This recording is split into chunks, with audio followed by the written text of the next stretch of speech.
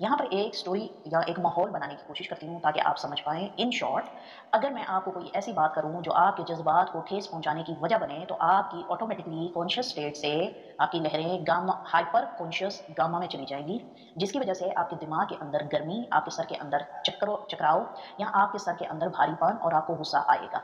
और इन लहरों की तब्दीली की वजह से आप वैसा रद्द-ए-अमल करेंगे, और जब आप अपने दिमाग की इन लहरों की स्टेट में रहते हुए वैसा रद्द-ए-अमल करेंगे, तो आपके खुद मुख्तार असाबी निज़ाम में जो सिस्टम हाइपरली एक्टिव होगा वो आपका सिंपैथेटिक असाबी निज़ाम होगा, क्योंकि वो ये महसूस कर रहा है कि आपको गुस्सा दिलाया गया है, आपको इसके जवाब की सूरत में अमल करना चाहिए। Then you will reply to me why I say this kind of word to you. तो ऐसी हालत के अंदर आप मुझसे तकरार करेंगी, मैं आपसे तकरार करूंगी, और हमारी दोनों की लहरों का मुतबादला आपस में होगा, यानी आपस में तबादला ख्याल होगा। कुछ आप जवाब देंगे, कुछ मैं दूंगी। तो ऐसी हालत के अंदर कोई भी इंसान इजीली ये नहीं समझ पाएगा कि उसकी दिमागी हालत कैसी है, क्योंकि मैंने अपनी उस हार्ट इंटेलिजेंस वाली वीडियो के अंदर बताया है कि जब आप होमोस्टेटिस हालत में होते हैं, यानी सकूत की हालत में होते हैं, आप अपने जिस्म के बारे में सोच सकते हैं, यानी आप उसका कोई हल निकाल सकते हैं।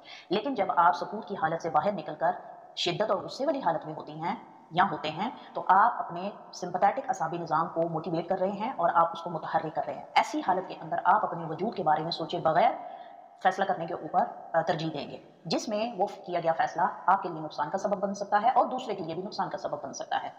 तो यहाँ तक आपको बात क्लियर समझ आ गई। अभी हम बात करते हैं दोबारा से बैक टू नॉर्मल, आपके सवाल की तरफ आते हैं। फर्ज कर लें कि मुझे दिमाग की प्रोग्रामिंग करनी है, तो किस स्टेट के ऊपर की जाए। तो सबसे पहले आपको ये समझना ज़रूरी है कि आपके दिमाग का एजेंडा क्या है और आपके दिमाग का मकसद क्या है। फिर जब आपका मकसद और आपका एजेंडा आपको पता हो कि आपने ऐसा करना है, उसकी फ्रीक्वेंसी या एनर्जी से वाकफियत हासिल होना ज़रूरी है, जो कि मैंने भी पीछे आपको एक एग्जांपल देके बताया। उस मकसद और एजेंडे की फ्रीक्वेंसी किस जज्बात या किस लहरों को अप्लाई करती है, उसको समझना ज़रूरी है। मसलन मिसाल के तौर पर लव को सैंपल के तौर पर देखते हैं, यानी love it is a word, ठीक है, इसको एक सैंपल के तौर से लें। तो लव का सिंबल जो है वो कौन सी एनर्जी को वाज़िया करता है? यकीन पॉजिटिविटी को वाज़िया करता है, सकूत वाली एनर्जी को वाज़िया करता है, अल्फ़ा एनर्जी को वाज़िया करता है, महफूज फ्रीक्वेंसी को यानी सेफ्टी वाली सिक्योरिटी वाली फ्रीक्वेंसी को वाज़िया करता है। तो जब आपको आपके माहौल की निशानदही हो जाए, तब आपने अपने इस मॉडल को अपने सामने सोचना है और अपनी ज़ात के अंदर रग रग के अंदर आपने इसको इम्प्लांट करने का सोचना है। मिसाल के तौर पे कि आपके पास लव का सिंबल है और आपने अपने पूरे वजूद को लव के अंदर डेवलप करना है, ठीक है। माइंड की प्रोग्रामिंग यही होती है कि जब आप अपने दिमाग के अंदर कोई नया सिस्टम पुराने सिस्टम से हटा के नया सिस्टम लगाने की कोशिश करते हैं, then you have something as a model. जब आपके पास एक मॉडल होगा तो वैसे आप अपने दिमाग को डिज़ाइन कर सकते हैं।